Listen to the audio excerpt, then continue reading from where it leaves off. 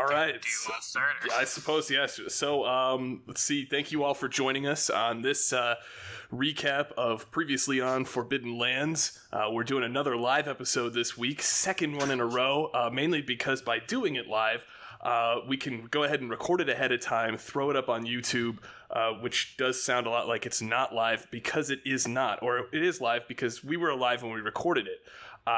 So right now... So it doesn't make everything live? In a way, yes, except for fossils, because fossils cannot be alive. Fossils and don't record things. I don't know. Maybe not, but maybe they record fuels because that's how we power our vehicles. But anyway, so in the studio, and by in the studio I mean in cyberspace, here at FLZ HQ. We have Deathwing. Deathwing does the voice of German for the show, and the voice. The voice. You voice him, right? Or no? Yeah. Right. Okay. I mean, I don't put on a voice, but he is my character. So he is you, and you are him. In a way. In a way. Okay. Do you feel that sometimes his character takes over your physical being? No. No. No. So this is not like a Professor Quirrell Voldemort situation. No, this isn't like a Jekyll and Hyde. Okay. Thing. All right. No, that's a broader reference. I like that better. We'll go with that. Okay, so you share the same body, but not in a struggling for power, good versus evil sort of way. So that's cool. Good to know. So you would feel yourself as a character actor, or what acting style and approach do you take towards portraying German? Jesus, man. Just character actor. He's a character. I'm not an actor, but I try to play him the best I can to fit his character, which is not very well, but I try. Well, I think you do an absolutely outstanding job. And just for the people now tuning in, can you give us a little bit of a just a quick snippet of what you feel? What is German about in 250 words or less? Oh, Jesus. German is, he's a sorcerer that was raised by and with the Rust brothers, who are the weird, god-loving, specific one lead two gods, people-loving things, and they're also the only ones who could walk through the blood. But German got sent out to, go find his visions. And, he's just kind of doing his own thing. He's all about trying to make his way in the world and also, find out what the hell his visions are all about. And, he's kind of become the mother hen of the group. That's a great point. Interesting. Right, because he seems, even though he's the newest addition to this merry band of marauders, he does also seem to be the nicest and most caring individual in the group, despite, some of them having a little bit more time to have bonded, even side by side in battle. Still, German, even though he was originally accused or set up for homicide by several characters, acting in just, I don't even know, possibly a fugue state or some kind of temporary insanity. So, yeah, what's, with German having been involved with these, kind of unsavory characters, I would say the Rust Brotherhood can sometimes be a little scary. And their leader, Zytera and Zegafer, of course, very scary. How did he come from that to, being mother hen? Well, sometimes when your parental influence is a little bit rougher, sometimes you tend to, start living your life in spite of that. And I think that's kind of what German's doing, is being all friendly and happy in spite of his upbringings by the Rust brothers. Because he just likes people, and, he doesn't have any ill will to anybody unless they've done ill will to him. So, he's generally pretty happy, pretty relaxed around people. Right. Now that definitely makes sense. So, do you think that the Rust brothers, kind of were thinking about or had been actively exploiting the powers of German? Like German knew what he's capable of, because he, and I haven't gotten into his whole backstory yet about why he knows magic, but he didn't always have his access to magic, so it's kind of, I think they were just taking this little kid that they could use and started having him be a thing.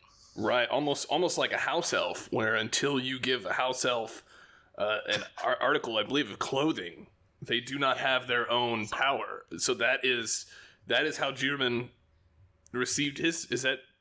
You're just all with the Harry Potter references. I am, yeah. Unfortunately, I every time I mention Harry Potter, J.K. Rowling gives me a nickel.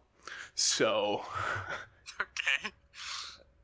That's not true, but it is if you want it to be. And if you're listening to this, JK, please don't sue. I know I've made some unsavory comments and also plagiarized your likeliness, and I am very sorry. But anyway, moving on to happier subjects. So one of the most recent episodes, I believe it was episode 7. We saw German have one of his terrible nightmares. Yeah. And this seems like something that is possibly going to be a very, very recurrent and haunting motif that is going to strike throughout the rest of the series, so long as he's still being afflicted by these nightmares. And the question is, are the nightmares typically rooted in his past and his reality, or are they just free-flowing, could be real, could be fake, blurring the line between what's going on and what may have actually gone on? I haven't really looked into it that much, but usually I like to imagine that he sees a mix of both. Like, he sees the past, but he also obviously sees things that aren't real or things that haven't actually happened. So whether that is the future is anybody's guess. He's not.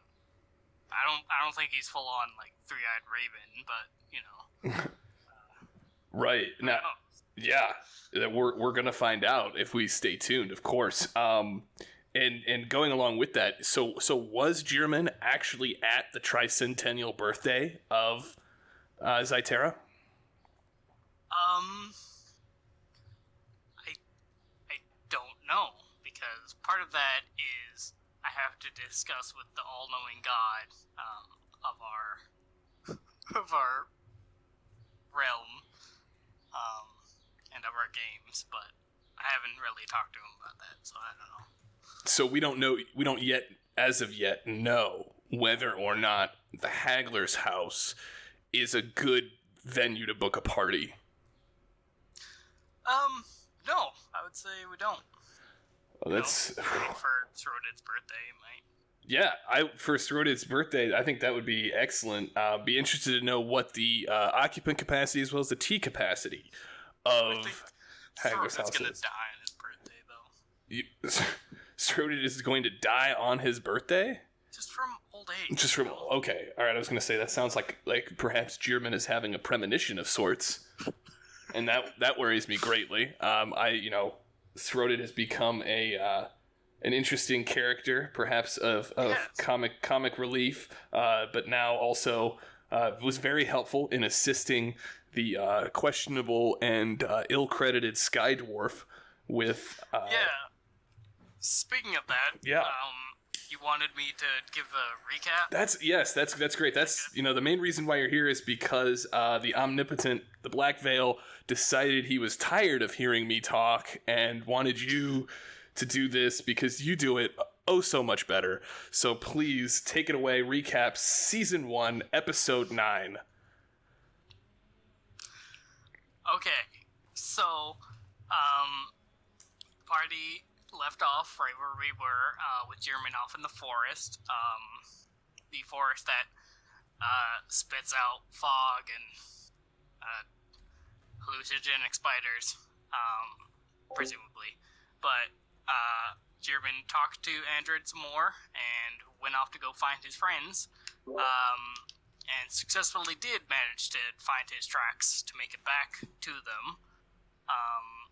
And started talking with Throkar, who was understandably annoyed that German ran away. But German was like, hey, let's go help Andred, as cool people would do. And Throkar, I imagine, begrudgingly accepted, and then we went off with Vernaris and Throded. Not Nervea, though. She continued sleeping or hanging around. So we went, and German suggested to the others that they should climb the tree that Andred was in, because German's not the best climber, and he suggested Throded go because he's a goblin, and didn't really have any other reasoning than that, just it's a goblin. And Throded did, and managed to get up pretty well, and got up there, and asked Andred for tea, and Andred was very confused, as he should be. But Vernaris managed to get up there, and they both managed to begin patching up his balloon, with Throded blowing in a hole fruitlessly for a good while and almost passing himself out from lack of oxygen. But they managed to do it, and then they all came down, and Andred floated above the ground, was like, hey, thanks guys, here's some money. And Vernaris is like, cool, thanks, this is for me, and still hasn't given us the money. Well, for reasons no one knows other than him. We know he has it. He just hasn't given it to us. But, what else happened? I think we, went back to Nervea, and Nervea was like, well, good thing you guys are back, because we gotta get moving. And we packed up camp and started moving deeper into the forest. And we managed to get pretty deep before we had to make camp again, and at one point we had to walk over the corpse of one of our dead allies, who presumably burst into flames with all of his belongings, disappearing into thin air, and his horse eating the remains and then dying. And then we walked further in before we had to make camp for the night. Throded immediately passed out on the spot without even making a bed. And Vernaris went to go be by himself. And when Vernaris went, he too had a dream or vision or PTSD, whatever that was. And he as well ran off into the forest, presumably for his friend who got shot in the back with arrows or something like that. And nobody knows what happened to him back in camp, because Throded was sleeping and Nervea was almost asleep. The only one back alive was German Throgar. And Throgar, not seeing neither Gearman nor Venaris take off, he felt ashamed at being a poor guard, because I believe it's like the one thing he was chosen to do, and he's super shit at it. But Gearman patted him on the shoulder and was like, "Hey, it's all right, buddy. Don't need to worry about it." And then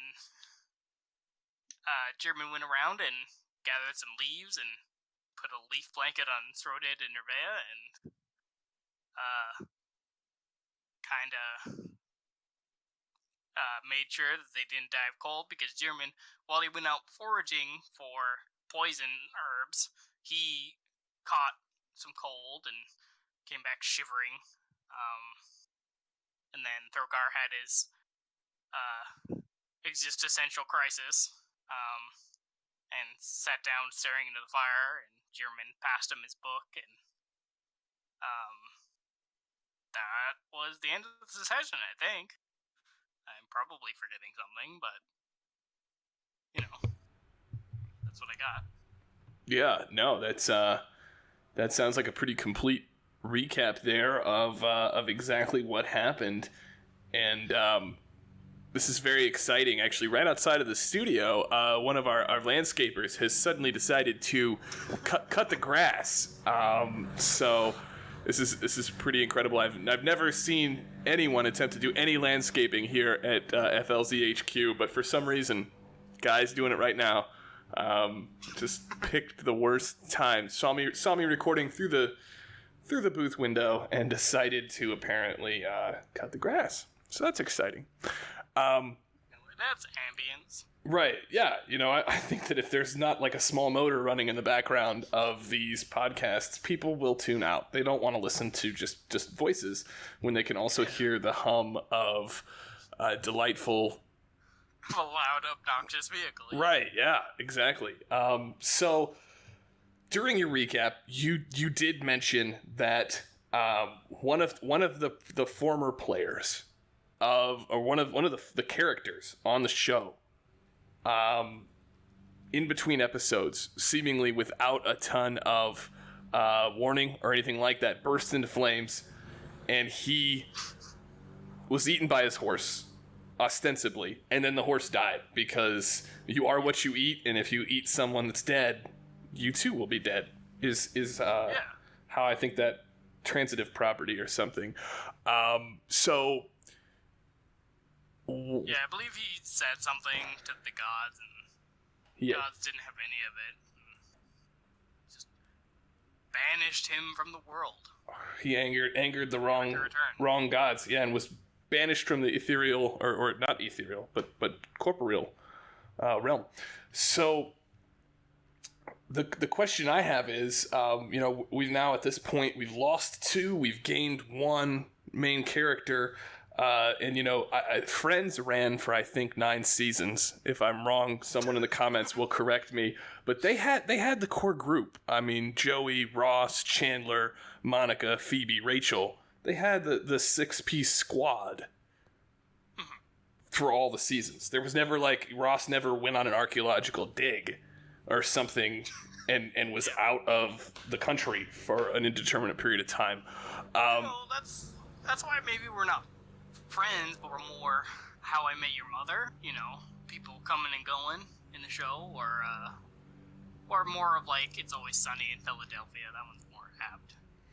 Would you say in that analogy that Throded is played by Danny DeVito? I would definitely say that. You would definitely say that. Okay. Oh yeah, that was curious. So interesting. I like it. Perhaps we are not friends, but I hope that we will run for just as many, if not more, seasons, even though we don't have a group of preposterously attractive New Yorkers living in an illegally rent-controlled apartment for over a decade. Yeah. So the next thing I did want to ask about, if you're interested, is kind of some of the theories that fans have been presenting about the the series and about the episodes, there have been some interesting fan theories that have been out there. And I think one of the most interesting things was after this latest episode, when we found out that Rolt was killed by the gods. He had angered the divines and was disapparated.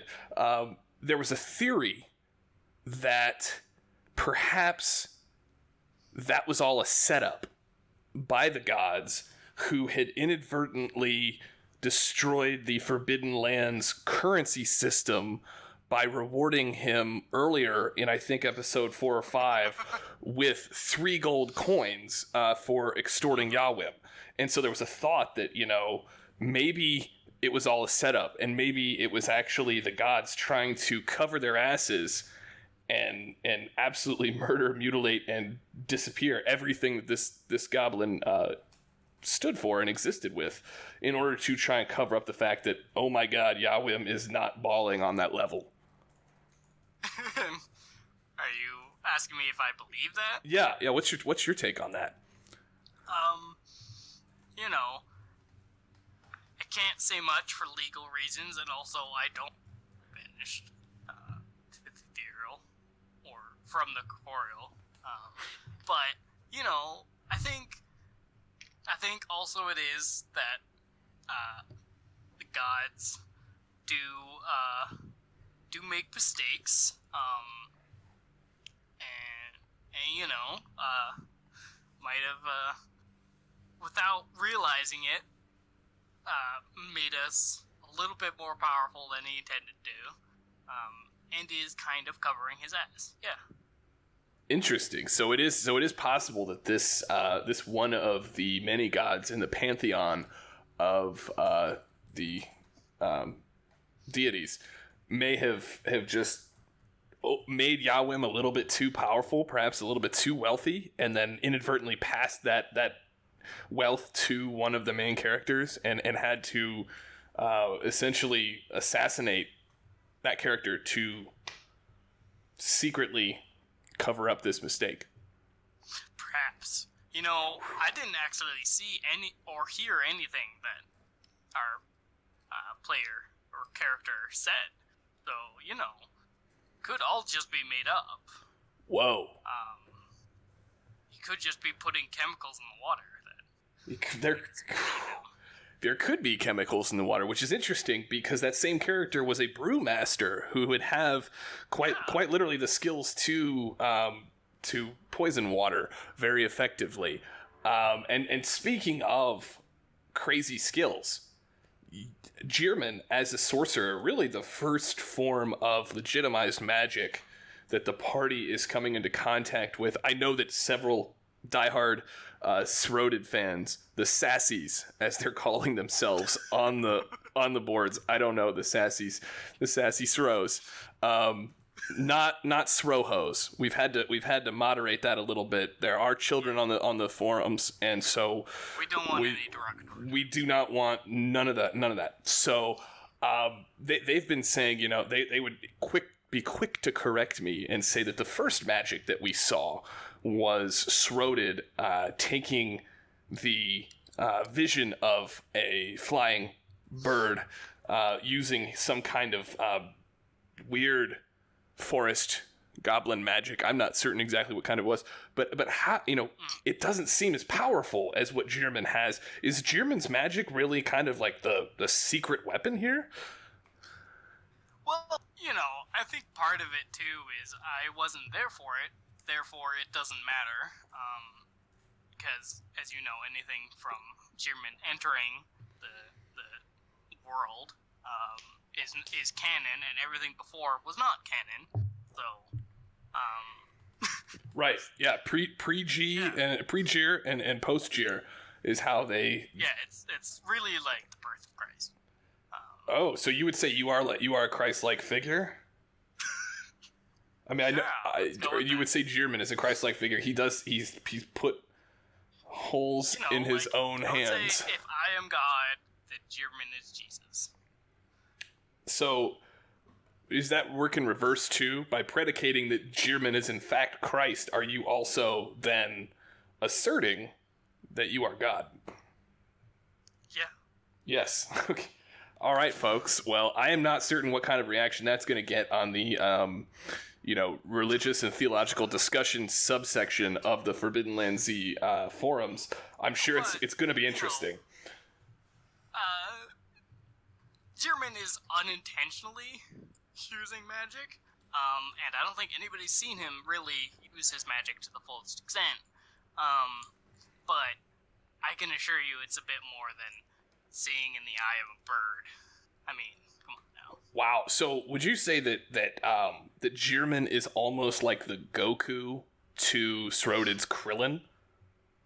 I would go as far as to say that, yes. Wow. Okay. That's impressive because Goku was much more powerful than Krillin, although Krillin was a formidable fighter in his own right. Yeah. So that's Krillin was the strongest of Earth. Right. So that's crazy. Do you think that the party is now more balanced with the addition of German? I would say that. Yeah, I think. No, I wasn't there for it, but I think you guys needed a little bit of extra. The added wholesomeness that German brings to the table, as well as the magics that he can do and the knowledge that he brings. But yeah. Right. And speaking of German, just in terms of his origins, and being both half human and half elf, which, mind you and everyone else that knows this already, I did not until very recently know that you can't refer to that as a halfling, because a halfling is actually something much more grotesque that I've only seen a picture of once. It was a blurry photo taken on someone's Snapchat of what appeared to be a half human, half crocodile sort of individual that I have not run into, nor do I want to run into. But yeah, so he is half human. German is half human, half elf, but yet he doesn't seem to possess a resentful bone in his body. And Indeed. Yeah, and racially, it seems as though the half elves kind of seem to possess sort of a disenfranchisement with both sides of things. But German doesn't have that. Can you elaborate? Is he's just that good? He's just so nice that. So, German naturally grew up with humans for the Rust Brothers, and I'm sure the Rust Brothers had a few extra races with them. I don't know that for sure, so don't quote me on that. But, and he hasn't. Elves are very rare, so he hasn't really met any elves at all. So, neither side has really done him wrong. One side, the humans, raised him and made sure he could live to do his own thing. And the other side just hasn't really interacted with him at all. So, he doesn't feel any hostilities towards the other side. And that's really what he's about. And that's great, because a resentful half-elf would certainly make things much more dicey, I think, especially considering the raw power level that German seems to possess in relation to the other main characters on the show. And so, in keeping with that, what could happen? Do you think? I know we always do a segment on the previously on Forbidden Lands recaps where we talk about what's going to happen next. What might happen next? Do you think that if German met an elf, like a full-on elf, do you think it would be a warm reunion, or do you think he would be kind of like, hey, I got to keep my distance because I was raised by humans. I've got more experience with humans. I kind of have a known quantity for my humans in my head, but I don't know what's going on with these guys. What do you think would go down? I think it depends on the,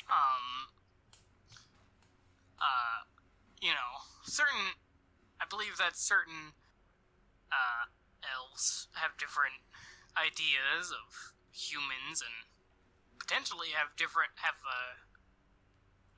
dislike for half elves as not being a full elf and not being a full human. So, really, not good at either. So, I think it depends on the initial first impression, whether German will be willing to talk with them and learn about that side of his racial heritage, or, say, I don't really like elves because this one's kind of a mean person. So maybe other elves are, but not a good first impression. But it depends. Interesting. Yeah. No, definitely. That's very cool. Speaking of potential apprehension on the next episode of Forbidden Lands, do you think that it's going to get very tense? I know that there was some distrust with Nervea regarding Gearman's membership to the Rust Buddyhood, where he's not a full-on Rust brother, but he's a Rust buddy. Do you think that Varelda and or whatever the Coven, I'm not sure if they're called Coven, I'm not sure what a group of ravens is called. Wish I had somebody look that up. Well, I mean crows, but are crows also ravens? Do we know that? I don't have a degree in ornithology, so or ornithology, one of the two. So, this just in. A group of ravens are called a congress. Or unkindness. So we kind of lumped ourselves in with a lot of people that might be a little bit... are crows ravens? There's some biological questions that are being raised here live on this podcast. You can't find it really anywhere else except for perhaps if you studied birds in school, which would be frankly a waste of time, I think, when there are many larger scope subjects and more interesting things out there. But we are finding out here. Hang on, we're going live now to funtrivia.com. Please don't sue us. There is. They might be the same thing. So that's kind of an interesting thing. I always thought ravens were like bigger and more blue than a crow, but right. I thought that a raven was sort of like an orc compared to the crow being a goblin. Yeah. That's how I always felt in my brain, is what I compared them to. But just goes to show you, sometimes what happens in Spenny's head does not translate to the real world. So that's interesting. Yeah. Kind of sad. So to get back to what's going on, you think that there could be some tumult in store for Gearman being such a high-ranking member of the Rust Buddyhood, and meeting this coven of or Congress of Raven Sisters. I think, yeah. I think, Nervea, as much as she seems to be a proud Raven sister, I think she's seen now that Gearman will go out of his way to help people, especially when he jumped in the water to save her in the river in the last episode, or 2 episodes ago. One of those. And now she saw us coming back from saving Andred, and her face kind of twisted as if she was realizing that Gearman does help people. So I think by the time we get there, I think Gearman will have worn Nervea down, and she'll be more trusting, and hopefully her sister will be told that, hey, this Rust Brother's not so bad, or he might not even mention it. Who knows? There we go. Yeah. It's definitely going to be something that I think fans are going to be on the edge of their seat and tense for that initial contact. And so speaking of tense and tension, Throkar, everyone's favorite, affable, lovable, slightly jingoistic, very xenophobic, downright, arguably upsetting dwarf, Merimanian dwarf, our favorite section of dwarfs. He hates humans, but he kind of thinks that elves are sort of these bumbling, above ground wanderers that kind of don't seem to have any mission in mind. Do you think that the age-old, sort of mutual, I guess, agreeability, but at the same time kind of cautious optimism bordering on just maybe even pessimism between dwarves and elves is going to bleed over into the relationship between German and Throkar? I think it'll start out like that, maybe, with a little bit of distrust, but I think it'll be more of like a Legolas and Gimli kind of relationship, where they'll distrust each other at first, but get to the point where they're willing to be battle brothers and be willing to, trust each other, and Gimli will trust German, and Throkar will trust German.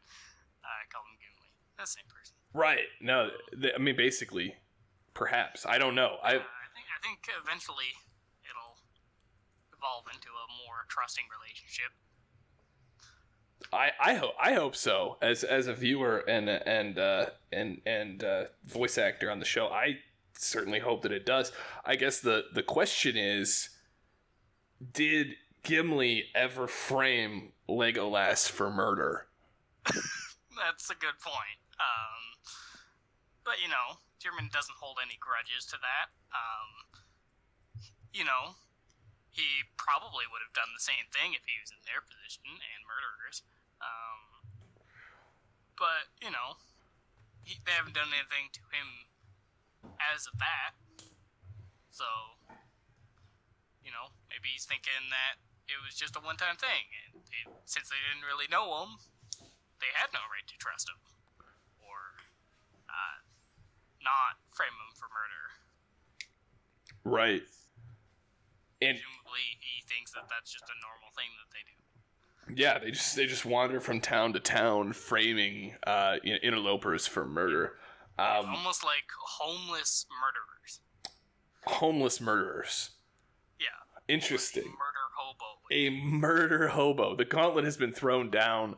Throkar has been accused indirectly of being a murder hobo, ladies and gentlemen, live on the Forbidden Land Z podcast. I'm not saying that directly, but one might assume, and I have seen our fans say that the whole group could be considered homeless murderers. Homeless murderers, right. And I think that speaks directly to one of the most interesting mechanics of the Forbidden Lands series, and that is the stronghold mechanic. I think that once the party, and if the party, can stay alive long enough, work together well enough, and work hard enough to accrue enough wealth to, or somehow outfit a found location into a stronghold, they will no longer be able to be accused of such heinous things as being murder hobos. Do you think that we will see someday perhaps a Malibu bachelor pad for these beach house? Yeah, I mean, I assume that there are beaches at Malibu. Naturally, there have to be. Yeah, right. I think most of it is a beach. That sounds right. The only knowledge of Malibu I have is literally small segments that were shot for Iron Man and Vice City, which I think took place partially in Malibu. So, but I'm in a different country, so I also don't know. I think it'll get to the point where we will have a stronghold. the question is who will be the main leader of that stronghold, or if all of us will be the main leader of that stronghold, and whether we'll be okay with hanging out in a stronghold together for days and weeks at a time. Do you think the stronghold could be a rent-controlled apartment in New York City? It depends. It could. What kind of stat block do you think that Joey Tribbiani would have as a non-player character in Forbidden Lands? I don't know. I think he'd be like, I don't know. I suppose he would be more of like a minstrel kind of character, because he's pretty charming and can get what he wants with his words and stuff like that. Yeah. No. He's kind of the lover boy of the friends group. Right. Arguably the dreamiest. Yeah. So interesting. Okay. Yeah. No. I like that a lot. I think it would be a very possibly even more terrifying than the fight that I think may take place with Zyterra. I mean, Zyterra has 8 legs. The friends, as a collective, have 12. So that's like, I would say 1/3 more scary if the... or perhaps the group of friends did what Zygerfer did, and they all merged together onto, like, say, a tiger's body instead of a spider's. So you're saying that you think it's possible that Phoebe, Joey, Ross, Rachel, Monica, and Chandler could fuse together, and also their lower bodies are fused onto a tiger. So you have 6 human torsos onto a tiger, and they're attacking the players. I could. I'm not saying it might not happen, but I could see it happening. That is wild. I'm horrified. A lot of times I do the predictions myself for what I think is going to happen on the next episode. I am scared to see that potentially go down. No, and I imagine that whenever they do magic or cast magic, the Friends theme plays as sort of right ambient music. Right, and you know what? I think that is that's sort of Jerman's theme song, because he will be there for you. Yeah. Right. So it's definitely, yeah. And, in the beginning, when they're all in the fountain, I think for the mesh of all the friends in a tiger body, that fountain would be a fountain of blood. Wow. Yeah, when they said they were going to do a spin-off of Friends, I did not realize that there would actually be, some 20 years later, a Friends Forbidden Land Z, a Friends Bidden Land Z, if you will, crossover. Yeah, that's we haven't gotten the license for it, I don't believe. So it's kind of up in the air, but whoever made Friends series can hit us up, and yeah, please feel free to drop us a DM or send us a message on Twitter. Whatever works best. If you guys want to do a collaborative effort there, and also if David Schwimmer or David Schwimmer's manager or agent, or assistant or whomever, if you're a fan of Forbidden Land Z, you like what we're doing out here, you want to make the hexagonal human tiger, a Huger. I don't know what we would call it. Huger, or I don't know what you would even say. We're gonna work on it, and yeah. Wow, holy cow! This is impressive. We are now a Higer. Yeah, a Hugo. It could be. We don't know what it is because it's never been done before. I mean, Madrigal. And I believe is it Madrigal? No, it's not. What's the bard's name? Marigal? I don't know. The evil bard that helped the quite literal Animorph version of Ziggler and his daughter into I'm not one. well versed in that, but you know, if you think about it, if one person did it, fused with a spider and his dog, how many other people had that idea in the Forbidden Lands? Right.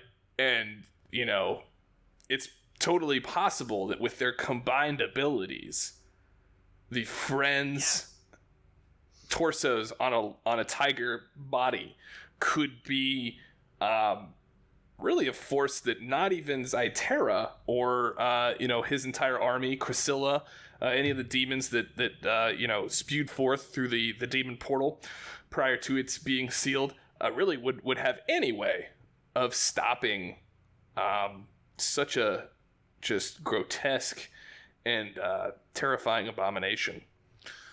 Yeah. It's kind of scary. Yeah, entropically, we moved from just like, let's hear more about Jirman all the way down to what would happen if a group of gorgeous individuals from New York were fashioned onto a tiger body. And well, you know, that's the kind of quality your fans expect at this point.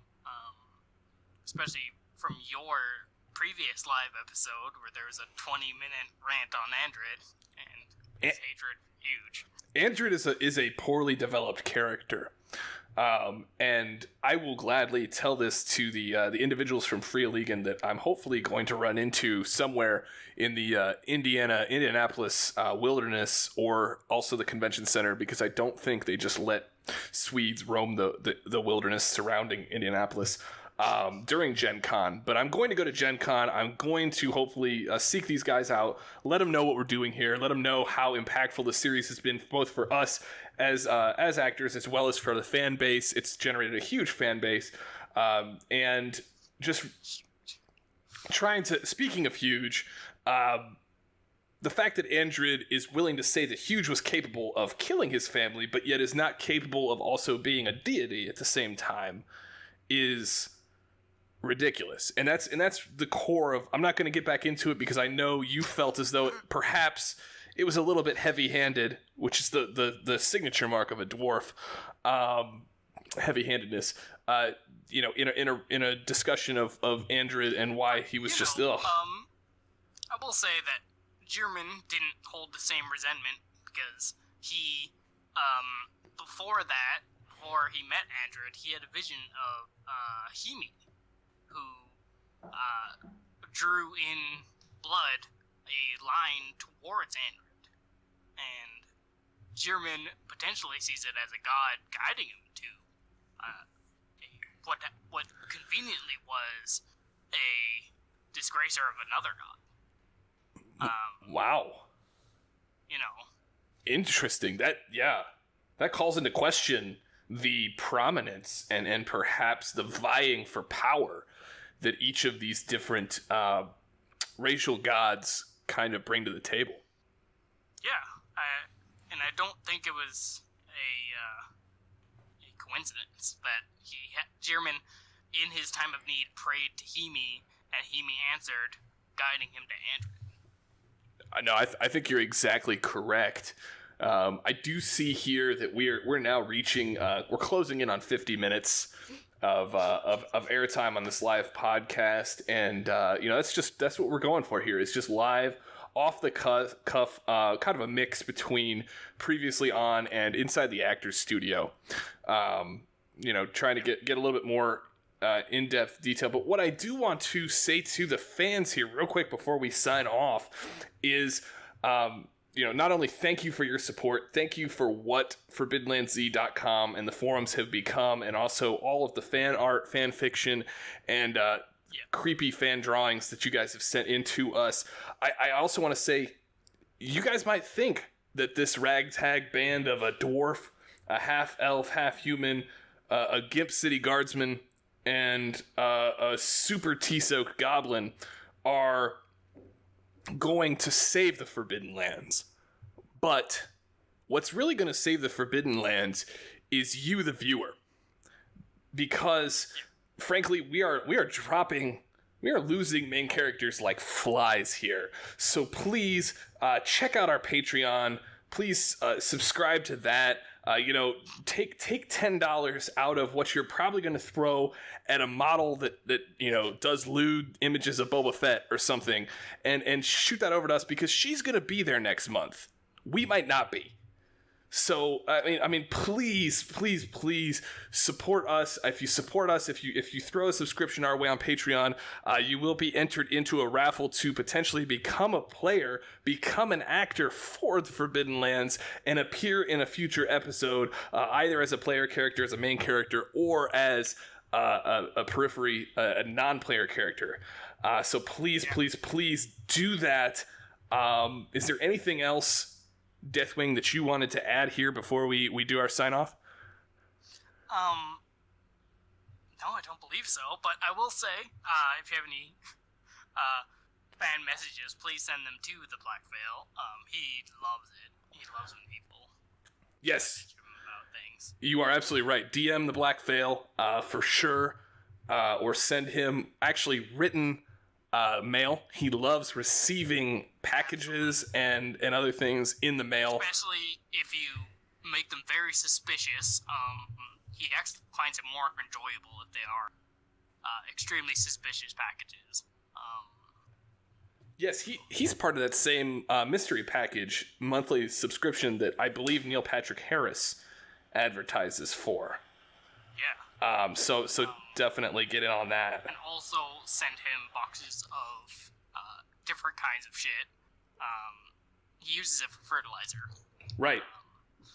Yeah. The more exotic the animal, the more likely your chance of your entry as your character will appear in the next episode or a future episode of Forbidden Lands. So with that, I do want to thank you very much, Deathwing, for being a part of this podcast and really setting off the first live tandem podcast with guests. You did an excellent recap, and truly appreciate your patience and bearing with me and appearing on the show here.